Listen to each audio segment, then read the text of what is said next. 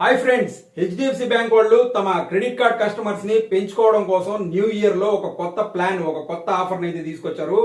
ఈ ఆఫర్ ఏంటి అంటే, సో ఎవరైతే ఈ యొక్క హెచ్డిఎఫ్సి బ్యాంక్ క్రెడిట్ కార్డ్స్ తీసుకోవాలి అనుకుంటూ ఉంటారో అటువంటి వాళ్ళకి కొన్ని క్రెడిట్ కార్డ్స్ ని లైఫ్ టైం ఫ్రీగా అయితే ప్రొవైడ్ చేస్తున్నారు. అది కూడా లిమిటెడ్ టైం ఆఫర్ లో. సో మీరు కనుక HDFC bank credit card apply చేసి తీసుకోవాలి అనుకుంటూ ఉన్నట్లయితే ఇప్పుడు మీకు ఒక మంచి టైం అని చెప్పొచ్చు. సో జనరల్ గా మీరు కనుక హెచ్డిఎఫ్సి క్రెడిట్ కార్డ్స్ తీసుకోవాలి అనుకుంటూ ఉన్నట్లయితే దాంట్లో మీకు బేసిక్ మినిమం ఛార్జెస్ అనేవి ఉంటాయన్నమాట. ఆ ఛార్జెస్ పే చేసి మీరు కార్డ్స్ తీసుకోవాల్సి ఉంటుంది. కానీ ఇప్పుడు మనకు హెచ్డిఎఫ్సి బ్యాంక్ వాళ్ళు ఒక ఆఫర్ అయితే తీసుకొచ్చారు. ఈ ఆఫర్ ద్వారా మీరు ఈ యొక్క క్రెడిట్ కార్డ్స్ ని లైఫ్ టైం ఫ్రీగా అయితే తీసుకోవచ్చు, కొన్ని రోజుల వరకు మాత్రమే. సో ఇప్పుడు మనకు హెచ్డిఎఫ్సి బ్యాంక్ క్రెడిట్ కార్డ్స్ కనుక తీసుకున్నట్లయితే ఇందులో మనకు బేసిక్ క్రెడిట్ కార్డ్స్ ఏవైతే ఉన్నాయో వాటిలో ఒక 4-5 కార్డ్స్ ని ఈ విధంగా అయితే లైఫ్ టైం ఫ్రీగా అయితే ప్రొవైడ్ చేస్తున్నారు. వీటిల్లో ది బెస్ట్ క్రెడిట్ కార్డ్ వచ్చేసి హెచ్డిఎఫ్సి మిలీనియా క్రెడిట్ కార్డ్ అనమాట. సో ఈ క్రెడిట్ కార్డ్ కనుక మీరు తీసుకున్నట్లయితే మీకు చాలా రకాల బెనిఫిట్స్ అయితే ఉంటాయి. ఆ బెనిఫిట్స్ ఏంటి, ఈ యొక్క అప్లై విధానం ఎలా ఉంటుంది, దీని బేసిక్ క్రైటీరియా ఎలా ఉంటుంది అన్న డీటెయిల్స్ అయితే ఈ వీడియోలో మనం మాట్లాడదాము. సో మనకు హెచ్డిఎఫ్సి బ్యాంక్ లో ఈ యొక్క మిలీనియా క్రెడిట్ కార్డ్ అనేది ఏంటి అంటే ఇది ఒక బేసిక్ క్రెడిట్ కార్డ్ అనమాట.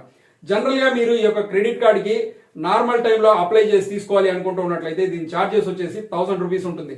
దీని జాయినింగ్ ఫీజు వచ్చేసి 1000 రూపీస్, అలాగే రెన్యువల్ ఫీజు కూడా ఉంటుంది, అది వచ్చేసి 1000 రూపీస్ ఉంటుంది అనమాట. ఇప్పుడు కనుక మీరు ఈ యొక్క కార్డు ఈ ఆఫర్ లో కనుక అప్లై చేసి తీసుకున్నట్లయితే ఎటువంటి జాయినింగ్ ఫీజు కానీ రెన్యువల్ ఫీజు కానీ లేకుండా ఈ యొక్క క్రెడిట్ కార్డ్ కి అయితే మీరు తీసుకోవచ్చు అనమాట. సో ఈ క్రెడిట్ కార్డ్ మీరు తీసుకున్నట్లయితే మీకు ఈ యొక్క కార్డు రావడానికి చాలా హయ్యర్ ఛాన్సెస్ అయితే ఉంటాయన్నమాట. ముందుగా మనము ఈ యొక్క క్రెడిట్ కార్డు తీసుకుంటే మనకు వచ్చే బెనిఫిట్స్ ఏంటి అనేది అయితే మాట్లాడదాం అనమాట. సో ముందుగా మనము ఈ యొక్క హెచ్డిఎఫ్సి మిలీనియా క్రెడిట్ కార్డు కనుక మనం తీసుకున్నట్లయితే మనకు వచ్చే బెనిఫిట్స్ లో ఫస్ట్ కనుక చూసుకున్నట్లయితే ఈ కార్డు మనకు వచ్చిన తర్వాత దీన్ని కనుక మనము ఆన్లైన్ ప్లాట్ఫామ్స్ అయినటువంటి కొన్ని రకాలైనటువంటి యాప్స్ ఏవైతే ఉన్నాయో వాటిలో కనుక యూజ్ చేసినట్లయితే మనకు 5% డిస్కౌంట్ అనేది రావడం జరుగుతుంది.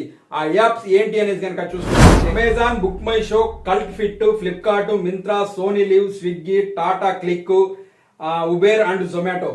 సో ఈ యాప్స్ లో కనుక మీరు ఈ యొక్క కార్డ్ ని యూజ్ చేసినట్లయితే మీకు 5% డిస్కౌంట్ అనేది రావడం జరుగుతుంది అనమాట.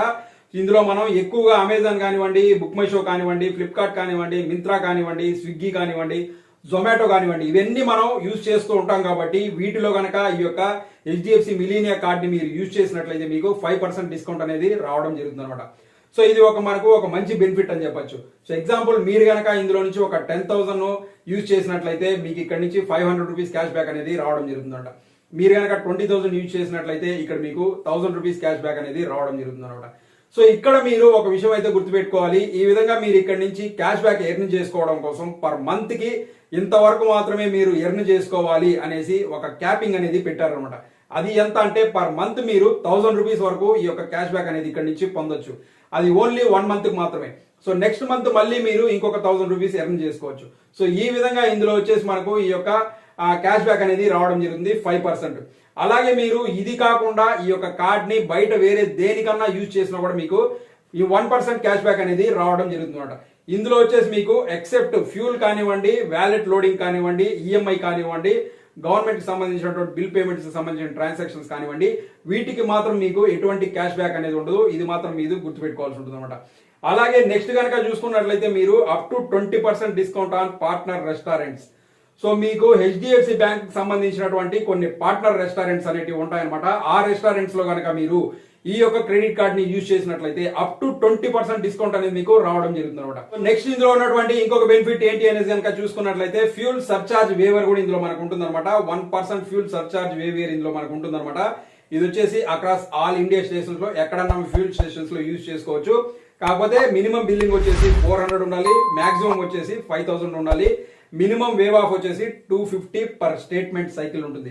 అంటే పర్ మంత్ కి మీరు 250 రూపీస్ వేవ్ ఆఫ్ అనేది పొందొచ్చు అనమాట. నెక్స్ట్ మనకు ఇందులో ఉన్నటువంటి రివార్డ్ పాయింట్స్ కి సంబంధించి కనుక చూసుకున్నట్లయితే ఇందులో వచ్చేటటువంటి రివార్డ్ పాయింట్స్ ఏవైతే ఉన్నాయో అవి మనకు క్యాష్ రివార్డ్ పాయింట్స్ రూపంలో రావడం జరుగుతుంది అనమాట. క్యాష్ పాయింట్స్ అనేసి ఈ క్యాష్ పాయింట్ యొక్క వాల్యూ ఎంత అనేది కనుక చూసుకున్నట్లయితే 1 point is equal to 1 rupee అనమాట.